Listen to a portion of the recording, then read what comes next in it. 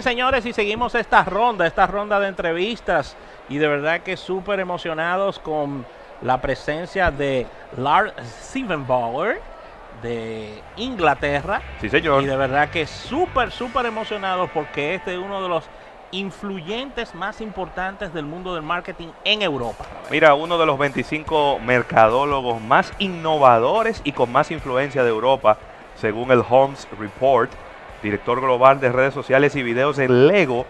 Y oye, primicia, Rafael, es hasta hoy que él va a trabajar en Lego. Hasta hoy. Hasta sí. Hoy que va a trabajar en Lego. Vamos a darle la bienvenida. Welcome, Lars. Thank you for being here for us, for Almuerzo de Negocios. It's a pleasure for us to have you here. Thank you. Very excited about being here. It's my first time here in the country, and people have been so nice, so I'm super happy to be here.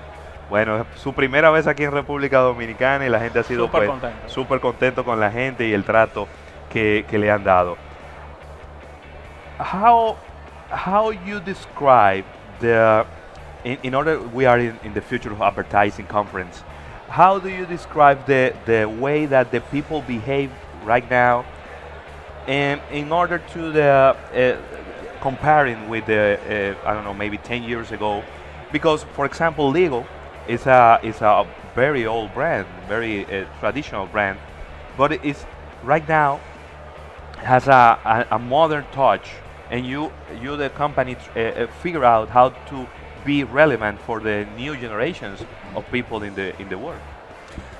I think if you want to be relevant, you need to start looking at the first starting point is basically looking at the consumer, how the consumer has changed behaviors in the last like 10, 20, 30 years. And that change has just accelerated and kept on accelerating in the last 10 years and 5 years because of digital technologies. So people are going around in a different way. Like we're here at the conference, and we can see like everyone here is looking at their phones. Yes. Everyone here is walking in a different way. So people are behaving in a different way, and we need to make sure that our product fits into their reality in a way that they find relevant. Excelente. Él nos dice que para ser relevante tenemos que entender cómo las personas actúan, cuáles son sus motivaciones y en utilizar la información que tenemos del mercado. You are named one of the 25 most innovative marketing guys, but Lego is a traditional brand. How you bring innovation to a traditional brand, but without taking it the magic around Lego? I think it's a very good question, and I think that's also the big challenge here, is how you actually do that. I think for us it's always about being really good at change, but still remaining focused on the core experience that there is with Lego, and that is the play experience. We don't need to develop that experience, we don't need to develop the Lego brick in itself because it's brilliant, but we need to be able to change to accommodate for creating new experiences where you combine digital, you combine the changed behaviors that people have with the traditional Lego brick and bring that to more millions of kids and parents, bring that magic of creative play. Le preguntaba cómo lograr que una marca como Lego, que es tan tradicional y tiene tanto tiempo, pueda convertirse en una marca moderna sin perder su esencia. Y me dice precisamente que es pues viendo qué es lo que los consumidores quieren y llevándole lo que precisamente lo que los consumidores piden en un momento determinado. A few people say that the Godfather is not a gangster movie, it's about a business. If you talk about Lego, you talk about design thinking. Is a tool for design thinking to implement the design thinking to help to people in that area? I think if you look at the Lego product, it's not a finalized product. Like Lego is a platform, it's a starting point. So if you take your own imagination, your own creativity, and then bring that into the Lego bricks, then it's a start of something new. So it's a beginning of a story, it's a beginning of a play idea that you can bring to life. So I think if you think about Lego in that sense, it makes a lot more. It's capable of creating a lot more experiences than just a finalized product that you build and put on the shelf. Le preguntábamos si pensaba que esta teoría de negocios de Lego podría ayudar a la herramienta del design thinking, que Sí. está muy en boga en esta época, y él nos dice que esto puede ser un comienzo, un comienzo de creatividad, Claro, un comienzo porque el Lego no es un juguete que está hecho, sino que son como partes para que tú de ahí en adelante sigas evolucionando y haciendo otras cosas. Lars, let's talk about millennials. You know, it's a very common topic in this time, because absolutely we know that it's a different behaving person. How you can be successful with the millennials? I am asking you that because you are very successful with the millennials. You know, for example, we play with Lego. We are not millennials, but right now you saw my son have 7 years old and he likes Lego. And then you beat the time machine in that matter. What could be the key to be successful with the millennials? Les pregunto, ¿cómo ser exitoso con los millennials? Con algo como Lego, que los de 100 años, los de 80 años, los de 40 años, los de 7 años están jugando con los ladrillos. I think to actually be successful with millennials, we need to look at why we are not successful, why we have not been successful with millennials in other businesses and other types of businesses. And I think it's because we need to facilitate change and to adapt into change. Sometimes you need to unlearn things. You need to let some behaviors go. And we've been brought up with an entire marketing industry and advertising industry based on broadcasting, based on TV. It's based on exposure marketing, where you basically, if you show your ad to that many eyeballs, that many times, you will sell products. And millennials, they don't buy into that. They don't have the behaviors that are, like, they don't watch television. They don't watch those broadcast channels, and that's why you can't reach them. So instead of looking at that as a problem, we should actually look at, like, okay, we need to actually take the advantage and the benefits of starting from scratch and creating real connections with that consumer, between those consumers, and then figuring out a way how our brand can fit into that equation. Wow. Sí. Él dijo una frase, claro, no voy a poder responder quizá todo lo que Lars nos dijo, pero hubo algo que me llamó mucho la atención. Él dice que para ser exitosos con los millennials tenemos que aprender a desaprender lo que hemos hecho con otros consumidores, con otros blancos de público, porque los millennials funcionan de una manera diferente, son más disruptivos, tienen una forma de... Entonces tenemos que ver qué es lo que no está funcionando con ellos, tenemos que desaprender eso y entonces aplicar lo que ellos mismos nos dicen que es relevante para ellos. Lars, in Europe, we have a lot of problems with the society, problems about terrorism, problems about immigration, problems about social problems.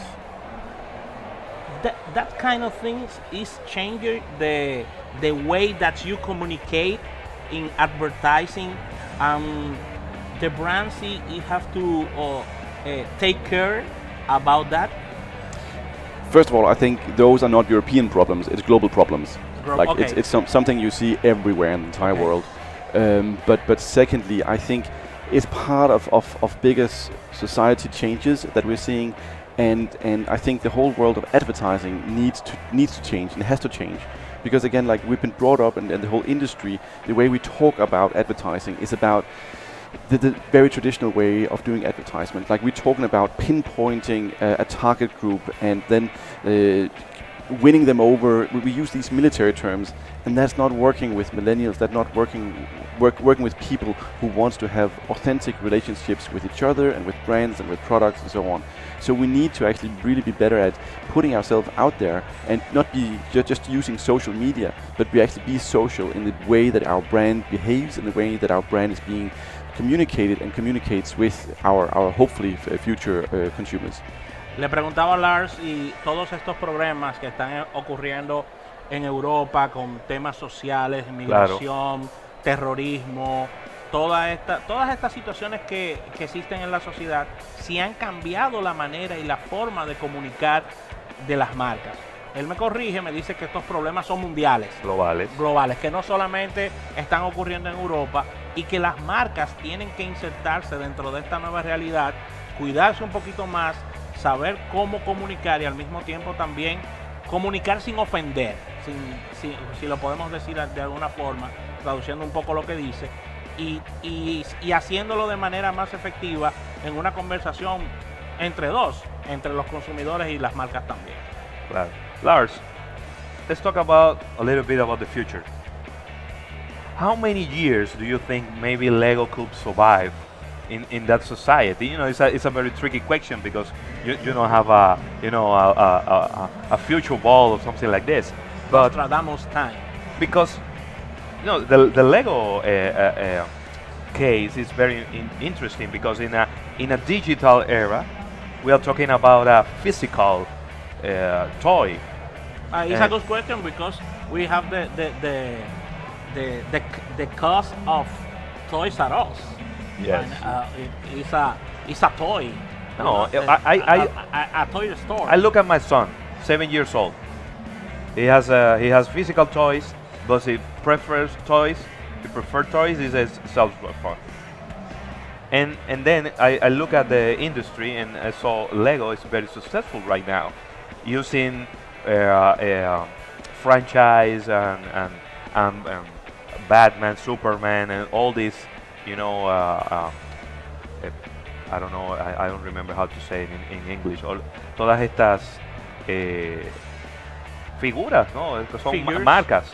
All these brands, Superman, Batman, Iron Man, superheroes, they are very appealing to kids. But is this gonna last?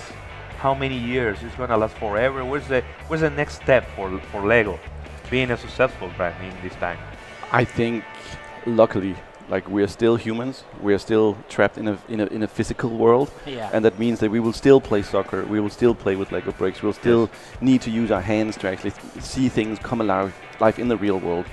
That said, of course, virtual reality, AR, VR is going to be a massive impact to a lot of kids. Yes. But I think we will also see it coming in waves. Like, now we've been fascinated by digital. Kids are just like growing up on mobiles and tablets. But there will also be like a trend, and there's already, I can see a trend right now where you see kids actually staying away from them a lot more. They're getting a bit more mature in their behaviors and not just consuming digital content all the time.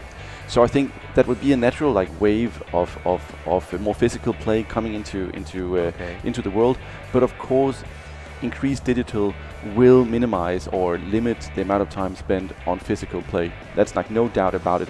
But I still believe that Lego as a brand is such an amazing brand, such a powerful brand that will live on for many, not even years, but generations to come. Excelente. Le preguntaba qué tanto tiempo se puede esperar que el Lego siga creciendo y obviamente, aunque no hay una respuesta exacta, no tenemos una máquina del tiempo, lo que me dice es que si bien es cierto que los juguetes digitales cada vez son más relevantes para los niños, pero siempre los niños van a necesitar juguetes físicos, ¿no? Siempre va a haber una necesidad por juguetes físicos, jugar al fútbol, jugar al béisbol, deportes y también, ¿por qué no?, armar con los ladrillos de Lego el crecimiento. I have a personal question. You told me that you are leaving Lego, and are you going to another company? Are you founding a company? What's the next step for you right now? First next step is I'm going to take a month off, and that's going to be my first month off completely out of from work. In how many years? At least 15 years. 15 years. So I look very much forward to this. But 1st of November, I'm going to start as Senior Vice President at Viacom in New York. Wow. To be heading up digital for the MTV brand, both in New York and Los Angeles. So that's going to be. I have a background in music, and for me, was a great opportunity that came around. And I also think, like, we're talking about change, we're talking about disruption. Yes. Sometimes you need to disrupt yourself. You need to leave something that is comfortable, and then need to take a leap and challenge yourself, because that is the only way that you keep yourself both energized, but also keep yourself crisp and sharp in your thinking. Claro, le preguntaba, él nos decía fuera del aire que, bueno, pues es su último día en Lego y que cuáles eran los próximos pasos, y nos dice que va a estar va para Nueva York como ejecutivo de Viacom. De Viacom. de las más importantes agencias del mundo. Claro, y viene con un background en música y que le va a permitir también llevar a cabo ahí buenos looking forward to be your successful over there. Okay, I hope so. Lars, we have a reality right now. We have a war, a commercial war between United States, China. I know you're not economists, but I know. But in this reality, how is going to be the advertising in the middle of the war? That's a big question. if I knew exactly how to answer this one, I would be very, very rich, I think. Yes, or the consultant of because maybe the president of China. We're going to have another reality. Products we're going. I'm gonna increase prices, something like that. The budget maybe is not gonna be the same. What's going to happen? Listen, I believe that all of these disruptions, whether that's a trade war, whether that's a real war, whether that's new technology, all of those tsunamis of change and disruption will just keep impacting us more and more. And with digital technologies, it's going to scale and it's going to be much, much faster. And that's why, like, what I teach my team and what we try to develop is not to be the best at social media, to be the best at YouTube, but we want to be the best at adapting to, predicting, and embracing change. Because if we develop our change muscle, if we flex our change muscle, then no matter what's going to happen, we're going to be the best at leveraging that change and be fueling our business because of those changes that are happening. So I think that's the only thing you can actually do, and the only sustainable competitive advantage you might have, that is to be really, really bloody good at change. Adaptarse, predecir y abrazar el cambio. Adapting, embrace and predict change. And create change. Yes, and create change. Y crear change. Le preguntábamos, Ravelo, que bueno, él nos dice Lars que si tuviera la respuesta exacta de la pregunta fuera multimillonario. Le preguntábamos que cómo queda la publicidad en el medio de esta guerra comercial entre China y Estados Unidos, que también está Europa en el medio de la guerra también, Ravelo. Brexit. Exactamente. Y there's a Brexit for Lars too. He's going to New York. Y Ravelo daba un adelanto de la respuesta a esta pregunta. Claro que sí. No, la base de todo es cambio. Cómo predecir el cambio, cómo adaptarse al cambio, cómo abrazar el cambio y cómo crear el cambio por ti mismo. Yo creo que la respuesta tuvo mejor que la pregunta. Yo creo que ya. The answer is the better than the question. You know, I think that this is the best way to finish that interview with that absolutely amazing answer. Lars, welcome to Dominican Republic. We hope you spend a very good time here. He's in Punta Cana. In Punta Cana. He told me. Yes. It's a paradise. Wow. I hope so. Having sun, not rain like in London, and have a successful life in New York. You know, New York is not like London, but I think you will be successful over there. I look forward to it, and thank you so much, guys. It's been a great conversation. I look forward to the rest of the conference. Excellent. Bueno, señores, gracias por acompañarnos con esta conversación con Lars Silberbauer, nada más y nada menos uno de los 25 mercadólogos más innovadores y con más influencia de Europa, que hasta el día de hoy estuvo en Lego durante mucho tiempo y transformó esta marca de los ladrillos en algo que todavía se habla como un caso de negocios. Gracias por acompañarnos. Vamos a un break comercial y venimos de inmediato con otra entrevista interesante en este FOA 2018.